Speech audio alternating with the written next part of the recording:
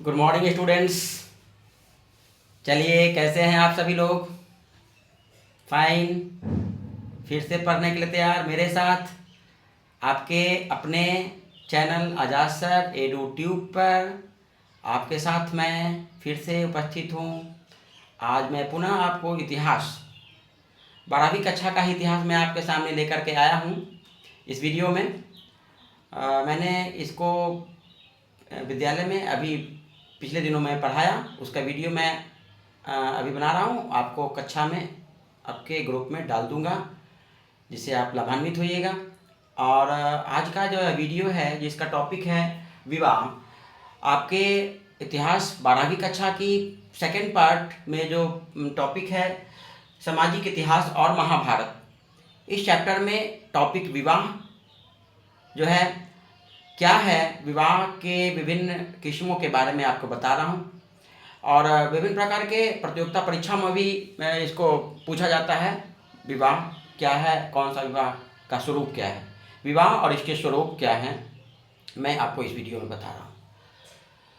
अभी आप जानते हैं कि मनुष्य में, खास करके हिंदू धर्म में, संस्कार के विषय में विवाह जो है, जो कुल 16 संस्कार मनुष्य अपने जन्म मतलब जब गर्भ से लेकर के उसके मृत्यु तक जो 16 संस्कार जो उसको सुसंस्कृत करता है, इन 16 संस्कारों में विवाह एक सबसे प्रमुख संस्कार है। तो इस विवाह के बारे में बताऊंगा आपको मैं अपने पहले वीडियो में। मैं इस बता देता हूं कि आपको जो मेरा यह चैनल है आजाद सर एडू ट्यूब पर संस्कारों के बारे में विस्तार से मैंने बताया है। संस्कृत विषय के अंतर्गत आप सर्च करके देख लीजिएगा 16 संस्कार। एक बार मैं फिर बताता हूँ, 16 संस्कार जो है मनुष्य को जो सुसंस्कृत करता है, ये 16 संस्कार को मुख्यतः 5 भागों में बांटा गया है। एक जन्म पूर्व संस्कार, जो बच्चे गर्भ में होते हैं उसमें कुल 3 संस्कार मनाए जाते हैं। एक जन्म पूर्व संस्कार 3 है, गर्भाधानम, पुंसवन और सीमंतोरयनम। इसके बाद बच्चे जब गर्भ के बाद जब जन्म लेते हैं उसके बाद कुल 6 संस्कार जो होते हैं, जिसको शैशवा संस्कार कहते हैं, वह है जात कर्म, नामकरण, निष्क्रमणम, अन्नप्राशनम, चौलमुंडनम और कर्ण वेदैश्चेति। अभी आप ब्लैक बोर्ड पर जो लिखा हुआ है, व्हाइट बोर्ड पर, इसको आप पूछ करके और जूम करके इसको देख लीजिएगा वीडियो में। इसको नोट भी करें। मैं बार बार बोलता हूँ कि मेरे चैनल पर आने के पहले आप नोटबुक्स एंड पेन ले लें और उसको नोट्स भी करें, पूछ करें और पूछ करके देखें, नोट करें और जूम करके इसको देख लें, जो पता नहीं चलता है। शैशवा संस्कार है जात कर्म, नामकरण, निष्क्रमणम, अन्नप्राशनम, चौलमुंडनम और कर्ण वेदैश्चेति। शिक्षा संस्कार उसके बाद उसमें है विद्यारंभ, उपनयनम, वेदारंभम, केशांतम और समावर्तन चेति।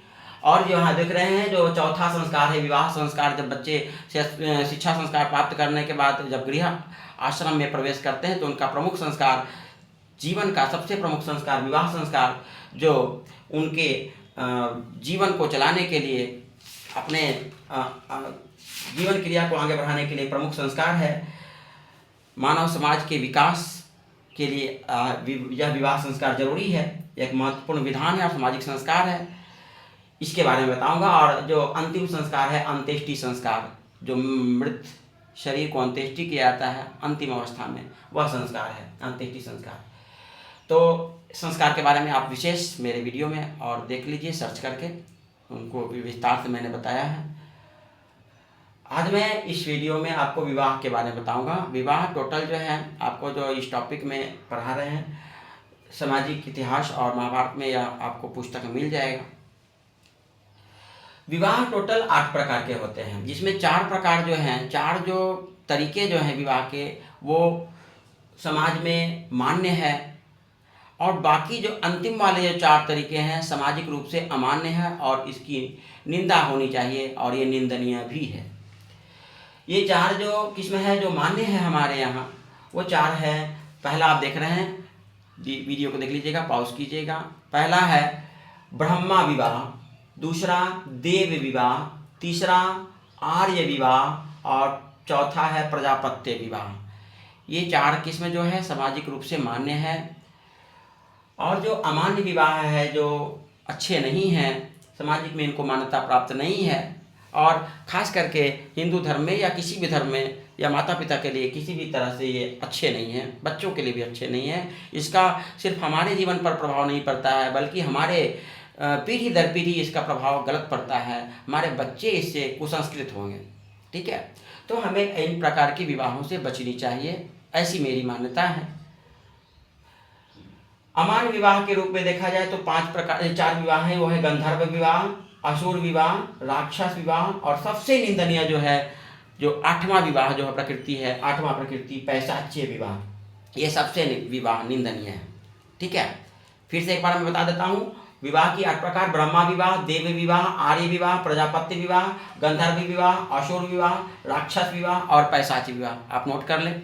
अब इनकी प्रकृति को जानेंगे क्या है। स्वरूप: जो ब्रह्मा विवाह है, इसमें पिता जो होते हैं, कन्या के पिता, जो वेदों एवं ब्रह्मा के अनुरूप जो वर आचरण करते हैं, उनके नज़र में, कन्या के पिता के नज़र में वैसे वर जो वेदों के प्रति आचरण करने वाले होते हैं और ब्रह्मचर्य को आचरण करने वाले होते हैं, उनको अपने यहाँ आमंत्रित किया जाता है और अपनी कन्या को सुसज्जित करते हुए उनको अपने इच्छानुसार मनोवांछित दान देते हुए उस वर के साथ अपनी कन्या को विदा कर दिया जाता है।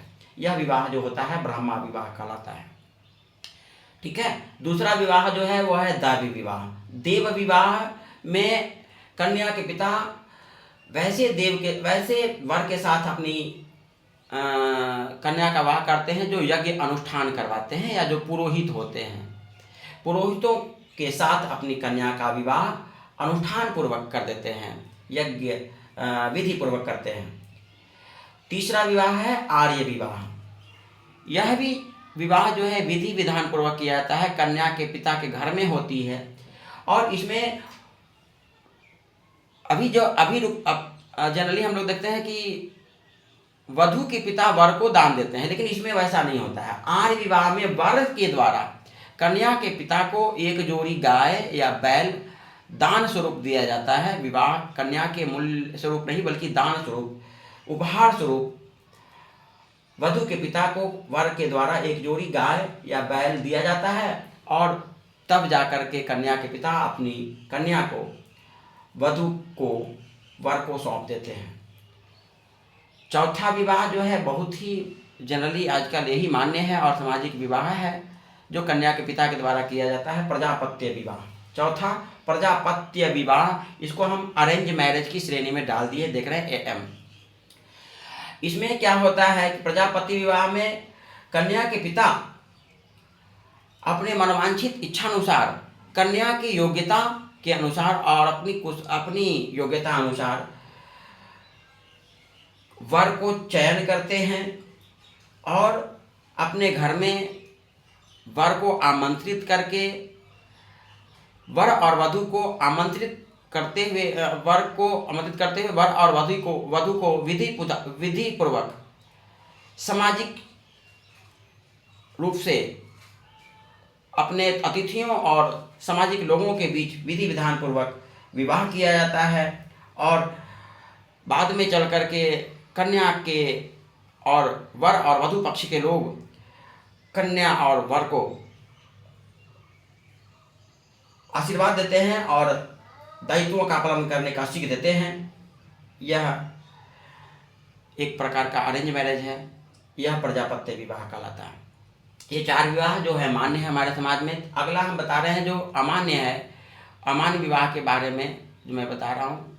अगला विवाह जो है गंधर्व विवाह, जिसको हम लव मैरिज कहेंगे। गंधर्व विवाह को लव मैरिज कहेंगे।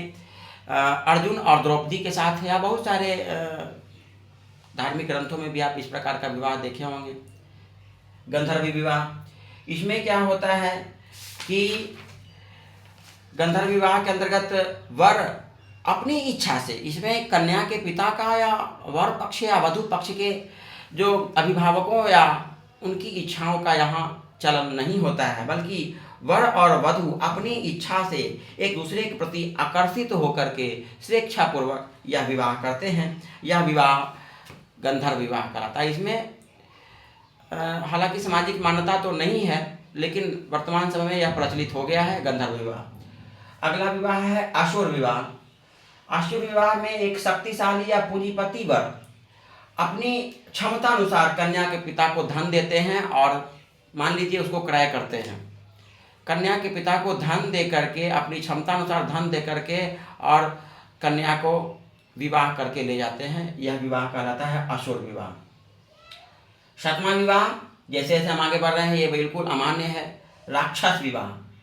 सातवां विवाह है राक्षस विवाह। इसमें वर जो होता है बलपूर्वक कन्या के पिता को के साथ युद्ध करता है, उनको घायल करता है, या फिर कन्या के पक्ष में और जो भी लोग आते हैं उनको युद्ध में हरा करके, उनको घायल कर करके और फिर उन कन्या को जीत करके ले जाता है और उसके साथ विवाह करता है। यह विवाह जो होता है राक्षस विवाह कहलाता है। महाभारत में आप देखे होंगे, खास करके चैप्टर महाभारत का है, तो महाभारत के प्रमुख उदाहरणों को मैं बता रहा हूँ। महाभारत में भीम जो वन पर्व में जो भीम का जो हिडिंबा के साथ विवाह हुआ था, हिडिंबा जिसका पुत्र था घटोत्कच, भीम का पुत्र घटोत्कच जो था हिडिंबा का पुत्र था, तो भीम का हिडिंबा के साथ विवाह, यही राक्षस विवाह हुआ था।